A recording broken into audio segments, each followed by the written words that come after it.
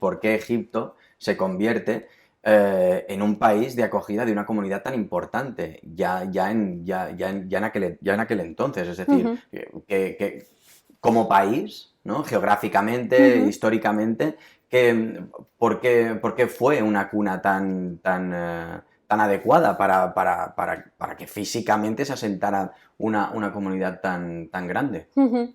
Es una muy buena pregunta y que de hecho va en relación, bueno, que de hecho está sin contestar.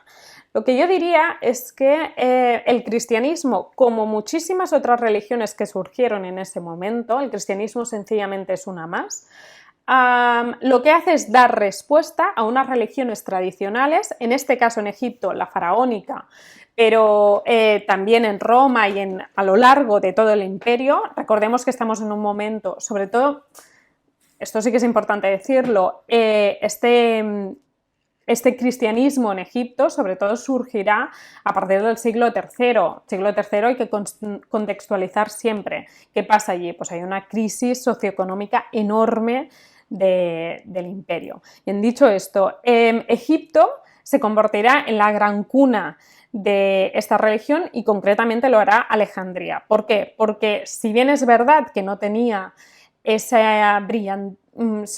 brillo que había tenido en otros tiempos, ¿no? Ptolemaicos, sobre todo al principio del reino ptolemaico, a partir del siglo IV y III, pues lo que veremos es que sí que seguirá siendo cuna de grandes científicos, teóricos, etcétera, etcétera. Y el cristianismo dará respuesta a muchas de las preguntas que se producían en ese momento. Es por ello que Alejandría se convertirá, sin lugar a dudas, en una de las sedes, como decía antes, más importantes de este cristianismo oriental. Qué bueno, ¿y qué quieres decir con el cristianismo dar respuesta a muchas de las preguntas?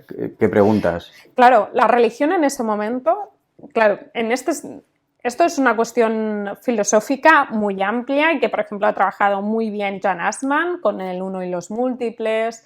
La religión en ese momento era un medio para dar respuesta a muchas preguntas que no se podían dar, pues precisamente por esta cuestión más científica o de avances científicos. Entonces, la religión nos daba respuestas a esas preguntas más personales y más trascendentales, como es de dónde vengo, quién soy y a dónde voy.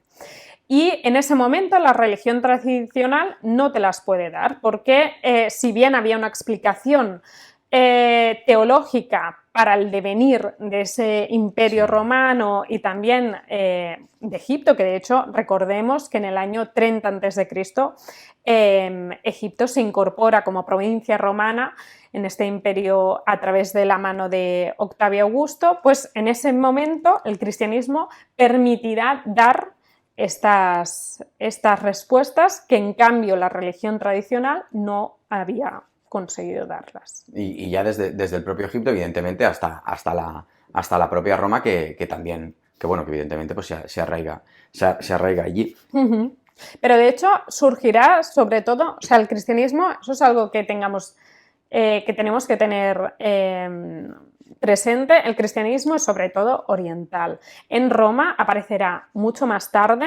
Sí que es verdad que tenemos el grafito de Alexandros en el año, creo que se fecha en el año 83 después de Cristo, y tenemos diferentes evidencias, pero Roma será un punto donde el cristianismo se desarrollará mucho más tarde. Pues ahí va precisamente Uh-huh. cómo, o sea, cómo llega, ¿no? esta